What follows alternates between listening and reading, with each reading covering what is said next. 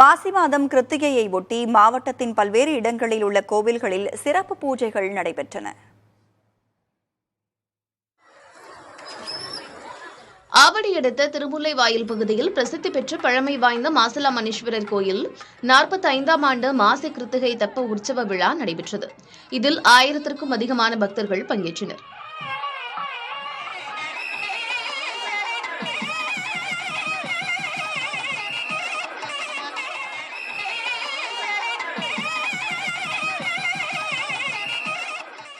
நாகை மாவட்டத்தில் முருகனின் ஆதி படைவீடான எட்டுக்குடி சுப்பிரமணிய சுவாமி திருக்கோவிலில் கிருத்திகையை முன்னிட்டு அர்த்தஜாம சிறப்பு அபிஷேகம் நடைபெற்றது.